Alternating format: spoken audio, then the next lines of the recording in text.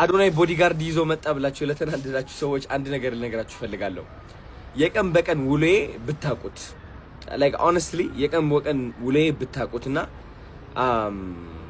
ብትረዱኝ ይላልው and አንዳንድ ሰው መረዳት ማይፈልግም የሆነ እንከን ለማውጣት የሚጠብቁ ሰዎች አሉ። ለምን እንደሆነ አላውቅም። ለምንድን ነው የወንድማችሁ ውድቀት የምትፈልጉት? አንዳንዶቻችሁ like ምን አድርጌ ነው ገባችሁ አይደለ?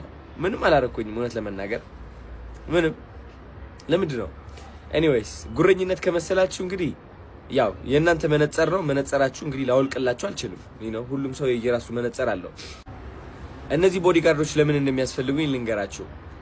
አያችሁ ቀን በቀን ውሎዬ በዚህ ቻሪቲ እና ዶኔሽን ምክንያት በጣም ከባድ እየሆነ ነው። ለምን በጣም ብዙ ሰዎች በስልክ ብቻ ሳይሆን በአካልም ይመጣሉ። እኔ ደግሞ እንደ አንድ አዶናይ ማለት ነው የምችለውን ያህል ነው ማድረግ የምችለው እንጂ ለሁሉም ሰው መድረስ አልችልም።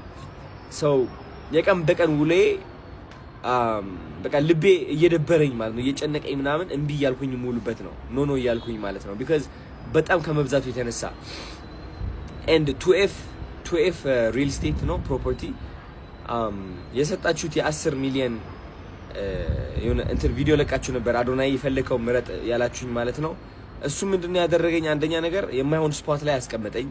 በጣም ብዙ ሰዎች በጣም ብዙ እርዳታ ድርጅቶች በጣም ከምታስቡት በላይ በአካልም በስልክም አፕሮች ያደርጉኛል።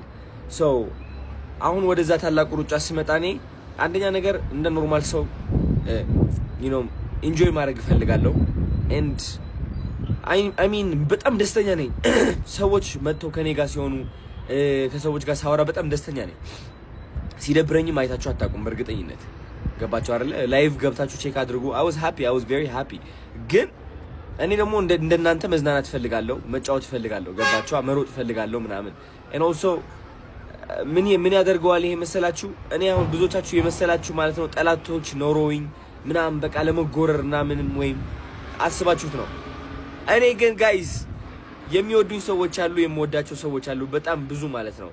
እነዚህ ሰዎች ሳያስቡት እኔ ምን እያረኩኝ እንደሆነ ሳያስቡት ማለት ነው እኔን ሲያዩ ከፍቅር ተነስተው ወደ እኔ ይመጣሉ፣ ወደ አዶናይ ይመጣሉ።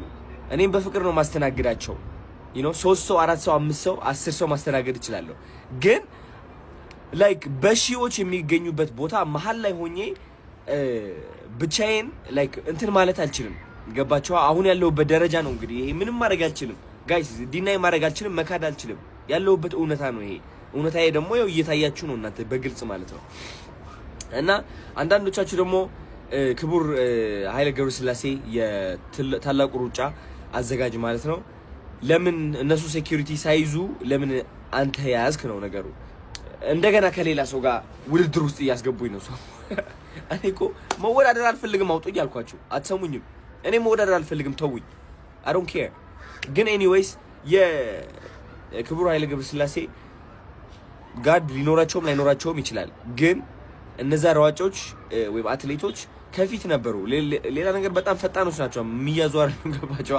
ከፊት ግን እነሱ ቀድመው ነው የጀመሩት። እኔ መሀል ነበርኩኝ እና ለሴፍቲም I think ይህ ማድረግ አለብኝ እንደ አንድ ወጣት እንደ አንድ ስማርት የሆነ ሰው አስቤ ካልኩሌት አድርጌ ኦኬ በስነስርዓት ቪዲዮ ቀርጬ ለህዝብ ማስተላለፍ አለብኝ። አንድ ነገር ስራዬን መስራት አለብኝ።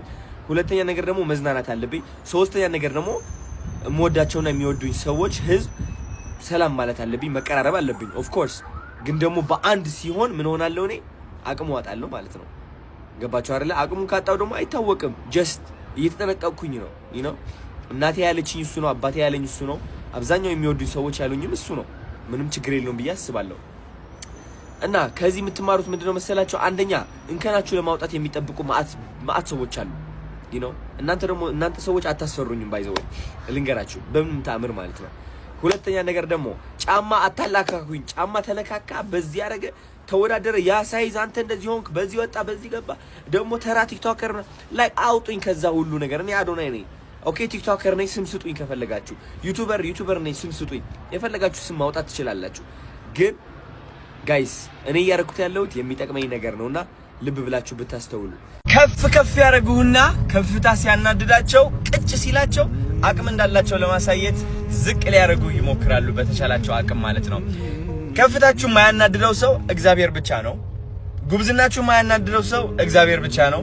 መጠንቀቃችሁ ማያናድደው ሰው እግዚአብሔር ብቻ ነው። እግዚአብሔር ለእናንተ ያለው መነጽር ሁሌም አዎንታዊ ነው። ጥሩ ነገራችሁን ነው የሚያየው። አንዳንድ ሰዎች ግን አሉ መነጽራቸው ትክክል አይደለም። ይደብራቸዋል። የምታደርጉት ነገር አያስደስታቸውም። ለምን እንደሆነ አያውቁም፣ ራሳቸውም አይጠይቁም። እናንተ ግን ስግጥፍ ምስ ማለት እንዳታቋርጡ because እግዚአብሔርን ነው የምላችሁ። ሁላችንም በየህይወታችን መቶ ሰዎች ተሰጥተውናል። የሚቆጣጠሩን ይሆናል ከፍታችን የሚያናድዳቸው ሳይታወቀን ከኋላችን ሴራ የሚያሰሩብን በጣም ብዙ ሰዎች አሉ። መቶ ሰዎች ተሰጥቶናል። እያደግን ስንመጣ ደግሞ እነዚህ ሰዎች ትንሽ ሊበዙ ይችላሉ፣ ግን ደግሞ ከእግዚአብሔር ያለን ቀረቤታን ትልቅ ይሆናል። ለምን? እግዚአብሔር ሁሌም የኛ አለኝታ ስለሆነ። እኔ እኮ መፍራት እችላለሁ፣ ግን ማመን ይሻለኛል። ብዙ ሰው እንድጠነቀቅ ይነግረኛል፣ ግን ጥንቃቄውን እግዚአብሔር አሳልፌ እሰጠዋለሁ። እግዚአብሔርን እመራለሁ፣ በእግዚአብሔር አምናለሁ፣ እተማመናለሁ፣ እንቀሳቀሳለሁ። እግዚአብሔርን ነው የምላችሁ። ጠበቅ አድርጋችሁ ያዙ። እግዚአብሔራችሁ ጠበቅ አድርጋችሁ ነው የምላችሁ። ጠበቅ ከምንም ጊዜ በላይ ሙስሊም ከሆናችሁ አላህን ጠበቅ አድርገህ ትይዛለህ። በየራሳችሁ ማለት ነው። ጠበቅ ልባችሁ ውስጥ ሁሌም በየሰከንዱ በየሚሊ ሰከንዱ መኖር አለበት እግዚአብሔር። ሁሌም ነው የምላችሁ።